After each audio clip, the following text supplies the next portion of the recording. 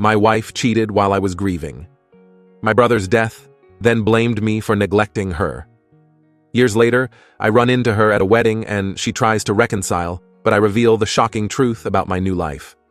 I, 32M, have been with my wife Teresa, 30F, for 8 years, married for 4. We met during our sophomore year of college at a mutual friends party. I was immediately drawn to her confident demeanor and quick wit. Teresa was studying business while I was pursuing engineering. We bonded over our shared love of outdoor activities and trying new cuisines. Our first date was a disaster. I forgot my wallet and spilled wine on her dress. But Teresa laughed it off, and we ended up having a great time walking around campus and talking for hours. From that moment, I knew she was special. As we continued dating, I was impressed by Teresa's drive and ambition. She came from a working-class background and was determined to build a successful career. I admired how she balanced her studies with a part-time job and internships. Teresa pushed me to step out of my comfort zone, encouraging me to apply for competitive internships and leadership positions in student organizations. After graduation, we both landed good jobs in the city. Teresa started at a liametting firm, while I joined an engineering company. We moved in together after a year and got engaged shortly after. Our wedding was a small, intimate affair with close friends and family. Teresa looked stunning in her simple white dress, and I remember feeling like the luckiest man alive. The first few years of our marriage were amazing. We both advanced in our careers, allowing us to travel and enjoy life in the city. We had a great group of friends and often hosted dinner parties or game nights at our place. Teresa and I communicated well and rarely fought. When we did disagree, we always made an effort to listen to each other and find a compromise. One of the things I loved most about Teresa was her independence. We both valued our personal time and hobbies. Teresa was into yoga and painting, while I enjoyed playing basketball and tinkering with old cars. We supported each other's interests and maintained a healthy balance between couple time and individual pursuits. Everything changed when my older brother Mason was diagnosed with stage 4 lung cancer. Mason and I had always been incredibly close. He was more than just a brother. He was my best friend, my confidant, and my role model. Growing up, Mason always looked out for me. He taught me how to ride a bike, helped me with my homework, and gave me advice on everything from school to dating. When our parents divorced during my teenage years, Mason became my rock. He was in college at the time, but would call me every day to check in. He even came home on weekends to make sure I was okay. Mason was the one who encouraged me to apply to college and helped me move into my dorm. At my wedding, his best man speech had everyone in tears, happy ones, of course. Mason's diagnosis hit me like a truck. He had always been the picture of health. He ran marathons, ate well, and never smoked. It seemed so unfair. I remember sitting in the doctor's office with him and his wife, Sarah, feeling like the world was crumbling around us. From that moment, I devoted as much time as possible to Mason. I drove him to chemo appointments, stayed with him in the hospital, and tried to keep his spirits up. Teresa was supportive at first, often coming with me to visit Mason and helping Sarah with meals and housework. But as weeks turned into months, Teresa started to complain. She said I was spending too much time with Mason and neglecting our relationship. I tried to explain how important it was for me to be there for my brother, but Teresa seemed to resent the time I was spending away from her. We started arguing more frequently, usually about my schedule or her feeling neglected. I did my best to balance time with Mason and Teresa, but it was incredibly stressful.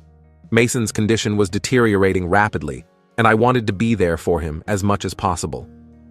At the same time, I felt guilty for not giving Teresa the attention she wanted. It was a no-win situation.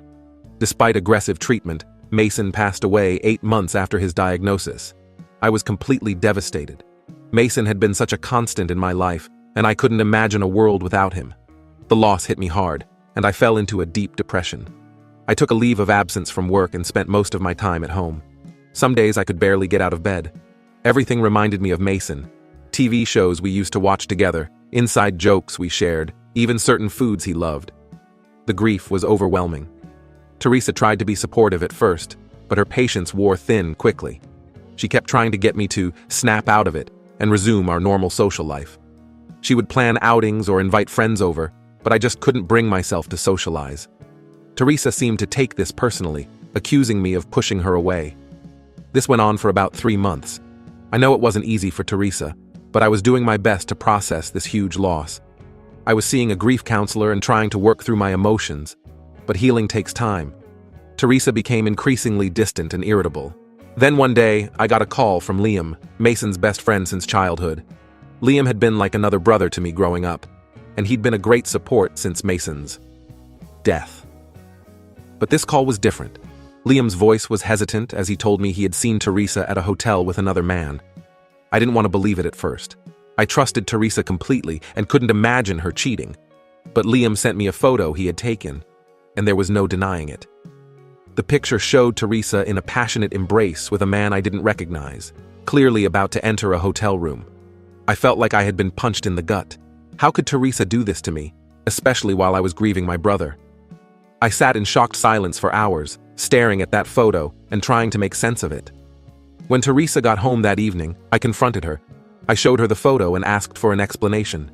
At first, she tried to deny it, claiming it wasn't what it looked like. But when I pressed her, she broke down crying and admitted to having an affair with a coworker for the past 2 months. Teresa's excuses made me feel sick. She said she felt lonely and neglected while I was grieving. She complained that I wasn't meeting her needs and that she deserved to be happy. She even had the audacity to suggest that I had driven her to cheat by being emotionally unavailable. I was furious and heartbroken. I told Teresa to get out and that I wanted a divorce. She begged me to reconsider and give her another chance. She cried and pleaded, saying it was a mistake and that she still loved me. But I knew I could never trust her again after this betrayal. The next day, Teresa called and texted me non-stop trying to explain herself. She said I was being unfair and overreacting. According to her, I had emotionally abandoned her first by spending so much time with Mason and then withdrawing while grieving. She actually tried to blame me for pushing her to cheat. I'm at a complete loss. How could the woman I loved and trusted for 8 years do this to me, especially while I was grieving my brother? And now she's trying to turn it around on me, like I'm somehow at fault. Am I crazy for refusing to even consider reconciling? I feel like my whole world has been shattered. I keep replaying our relationship in my mind, wondering if there were signs I missed. Was Teresa always this selfish, and I just didn't see it? Or did Mason's illness and death change her somehow? I'm questioning everything now. Part of me is angry at myself for not seeing this coming. Maybe if I had tried harder to balance my time between Mason and Teresa, this wouldn't have happened. But then I remind myself that a loving partner would have understood and supported me during such a difficult time. I haven't told many people about Teresa's affair yet. I'm embarrassed and don't want to deal with everyone's reactions, but I know I'll need support going forward, especially if I go through with the divorce. I'm not sure what to do next. The thought of going through a divorce while still grieving Mason is overwhelming. But I also can't imagine staying with someone who could betray me like this. Any advice would be appreciated. Edit. Thank you all for the supportive comments and advice. To clarify a few things, Teresa knew how close Mason and I were. She had met him many times and seemed to like him. She was at the hospital with me when he passed away. I never completely shut Teresa out during my grieving. We still lived together, ate meals together, etc. I just wasn't in the mood for going out or being intimate. Before confronting Teresa, I did some digging and found evidence that the affair had actually been going on for 4 months, not 2, like she claimed. So it started shortly after Mason died. Teresa and I did not have any major relationship issues before this. We had normal disagreements, but nothing serious. She never expressed feeling neglected until after Mason got sick. I appreciate everyone's input as I try to process this betrayal. I'll post an update when I have more news. Update 1. It's been about 2 months since my original post. A lot has happened, so I wanted to give an update. I filed for divorce shortly after discovering Teresa's affair. The decision wasn't easy, but I knew I could never trust her again after what she did. Teresa's reaction to the divorce filing was a mix of anger and desperate pleading. She continued to call and message me constantly, alternating between tearful apologies and accusatory rants. One day, Teresa showed up at my office unannounced. She caused a scene in the lobby, crying and begging me to give her another chance. My coworkers were uncomfortable, and I was mortified. I had to have security escort her out. After that incident, I blocked her number for my own sanity. Teresa moved out of our house and in with her parents. I've been staying in the house, but it feels empty and full of painful memories. I'm considering selling it and finding a new place. But the thought of going through another big life change right now is overwhelming. Through mutual friends, I heard that Teresa was telling everyone that I had mentally abused her by abandoning her emotionally. She claimed that I had refused to communicate or work on our marriage, leaving her no choice but to seek comfort elsewhere. It was infuriating to hear these lies being spread about me. Some of our friends have taken sides in the divorce. Most have been supportive of me, but a few believe Teresa's version of events. I've lost a couple of friendships over this, which hurts on top of everything else. I'm trying to focus on the people who have stood by me. The divorce proceedings have been messy. Teresa is trying to claim that she deserves half of everything, including my inheritance from Mason. My lawyer assures me she has no legal right to it, but she's dragging out the process anyway.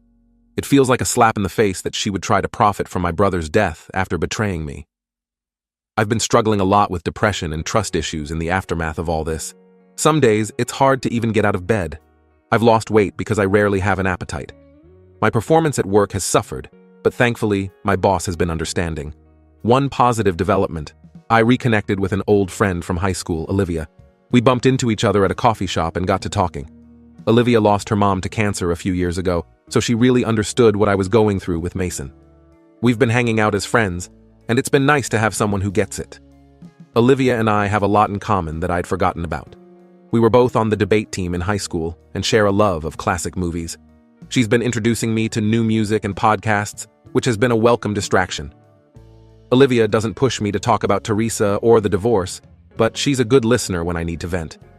Teresa found out I was spending time with Olivia and completely flipped out.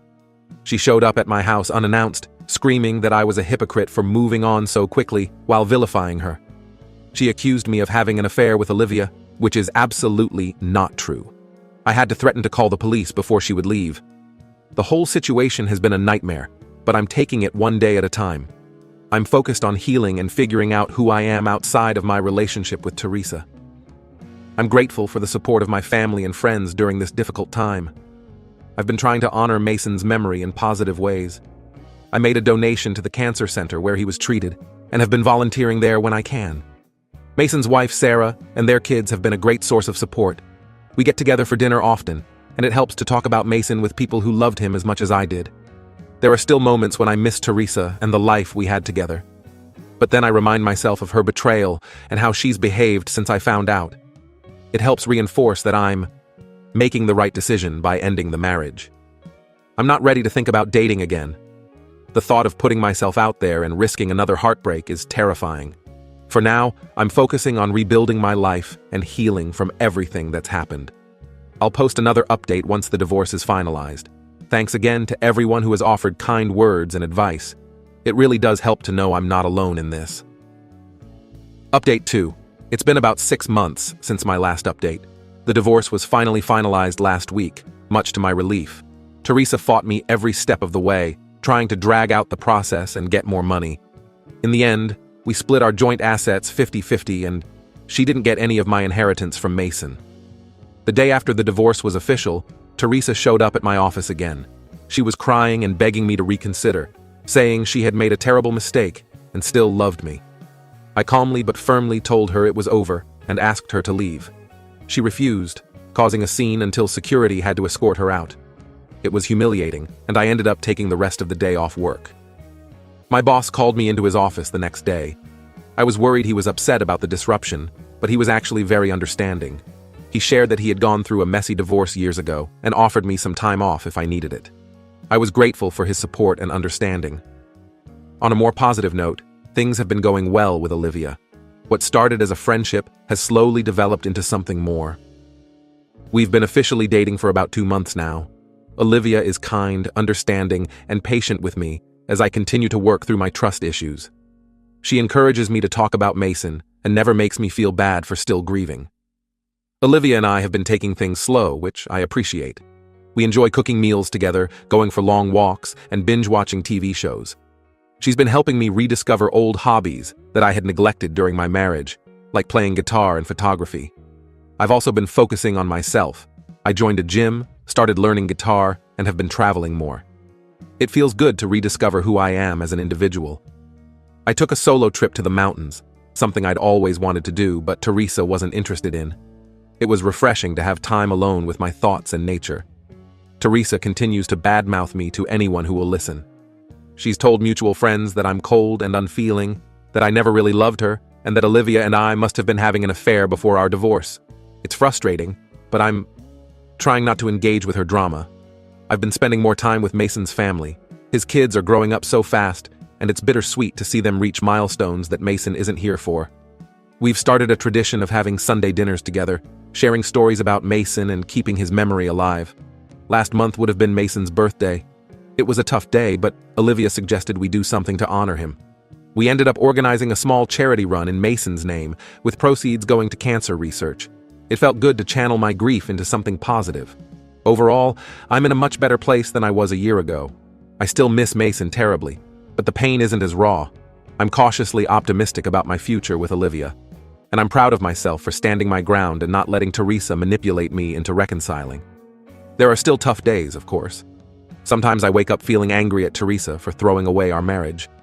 Other times I miss the future we had planned together, but I'm learning to sit with these feelings without letting them overwhelm me. Thanks again to this community for all the support. It really helped me get through some dark times. I'm not sure what the future holds, but I'm feeling hopeful for the first time in a long while. Update 3. It's been about a year since my last update. Life has settled into a new normal, and I wanted to share some final thoughts on this whole situation. Olivia and I are still together and going strong. We recently moved in together and adopted a dog.